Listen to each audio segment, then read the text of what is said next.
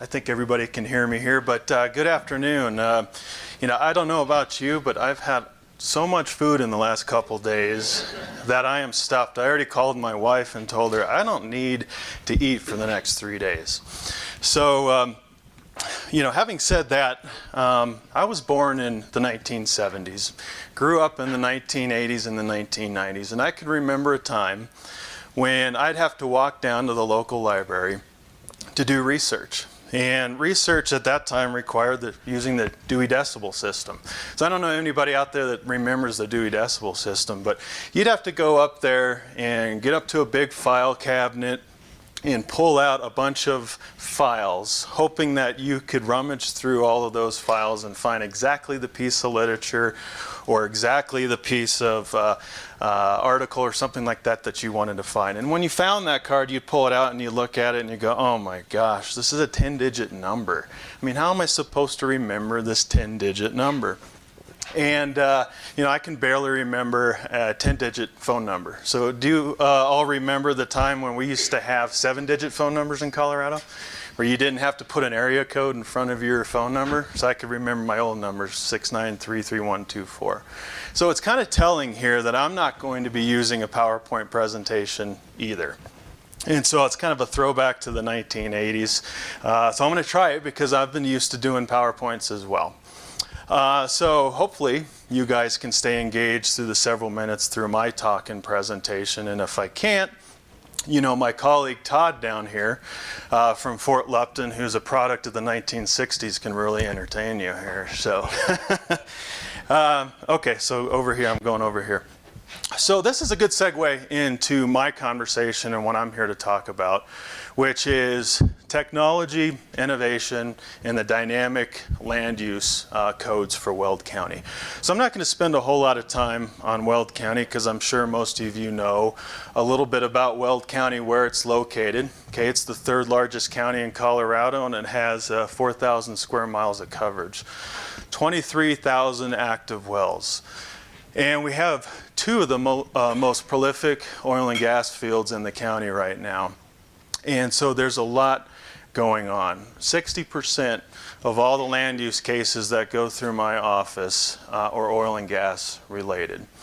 And so, when all of that activity is going on, it's really hard to kind of keep up with that. So, and I'm sure Commissioner Steve Marino, who's going to get up here from Weld County and talk about this later, but there's a staple, there's a philosophy and an ideology that we've enacted in Weld County for quite some years, and it still goes on today, and that's one of laissez-faire, which is, kind of a hands-off approach to regulation. So when I mentioned about the 23,000 wells in Weld County, okay, a lot of those wells are use by right.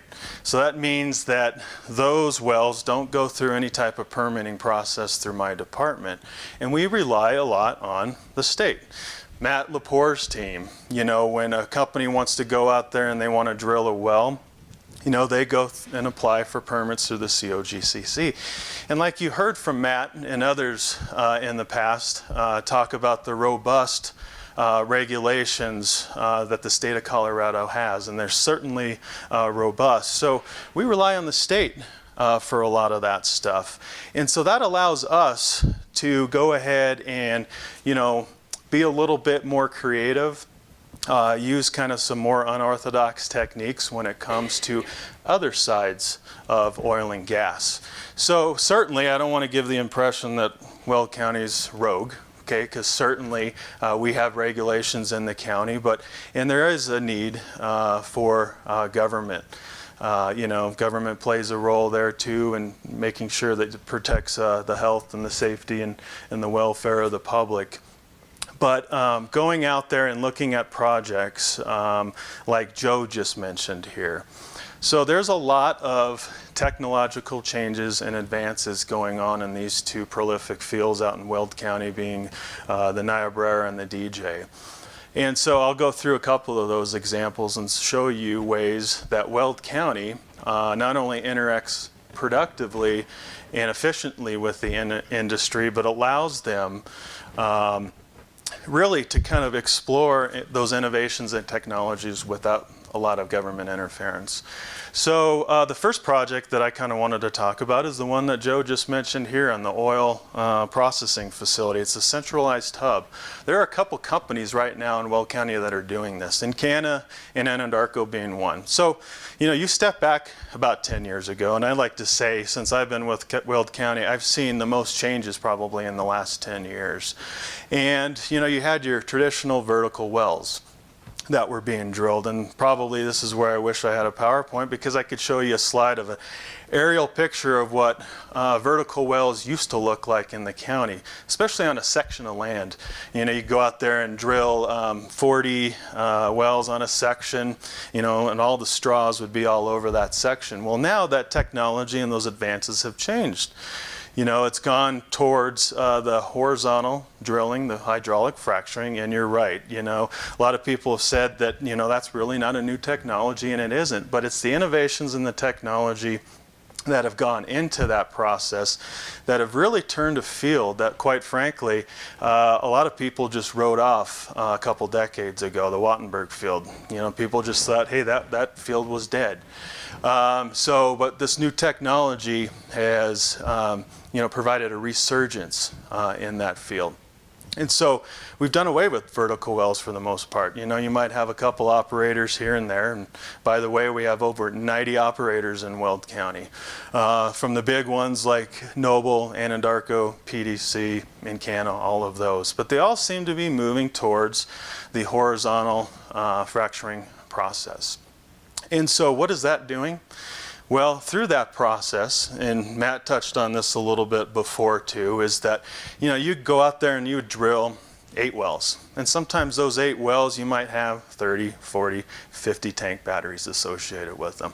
Well, now, with what's going on with Anadarko and the construction of these hubs, they're actually reducing the amount of those tank batteries and the footprint of those facilities. So that does a number of things. You know, we're sitting here talking and learning about, you know, our experiences with the public and perception and all of that stuff. And one of the biggest things that we hear in the county when we get calls is, look, you know, that tank battery in my backyard, that's really unsightly. I can't stand that Christmas tree that's right there in my backyard that's an oil well. So it's the industry going through with these technological advances and really doing a good job to help streamline a lot of that process. And now going into other types of areas too, maybe to be a help and a benefit to counties and municipalities that are looking at their land use codes.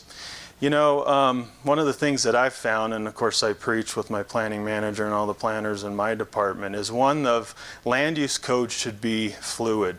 They shouldn't be static. And what I mean by fluid is that land use codes should evolve over time. You know, you don't want static land use codes that are stuck in the 80s, in the 90s. And of course, maybe the 90s, that was the last great decade from what I understand. So maybe if you got some codes in there from the 90s, that's okay. But the whole point is moving that towards the 21st century.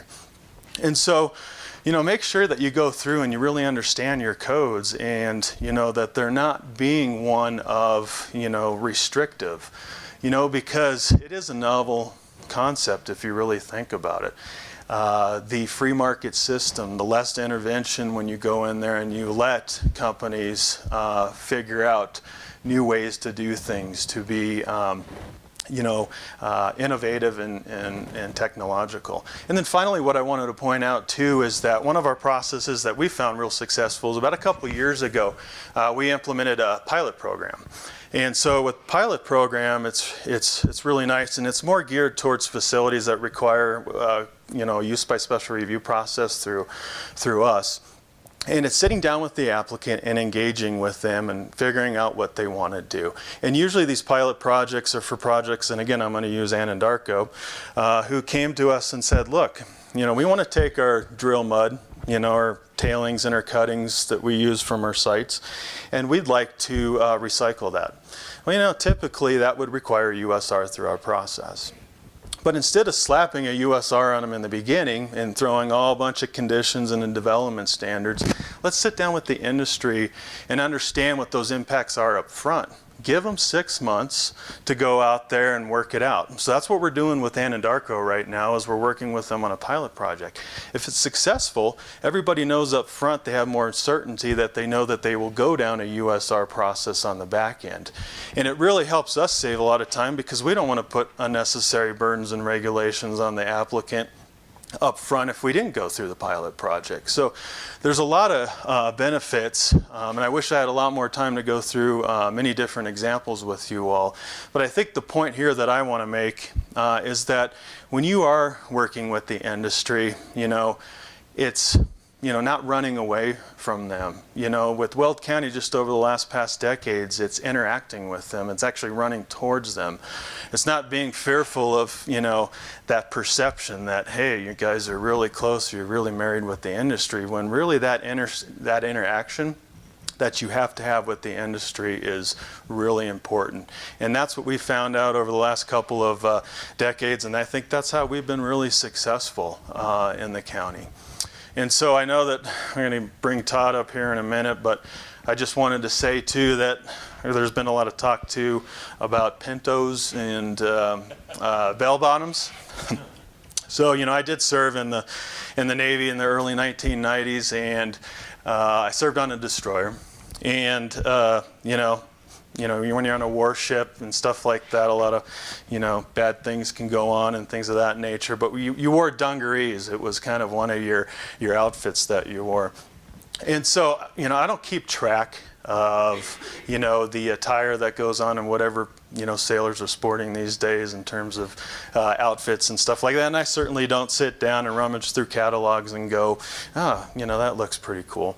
But dungarees were bell bottoms, okay? So I was, sporting bell bottoms in the 90s. And so, with pintos, if anybody's got a pinto out there, I'll certainly give them a pair of bell bottoms to go along with it. And having said that, I appreciate the time.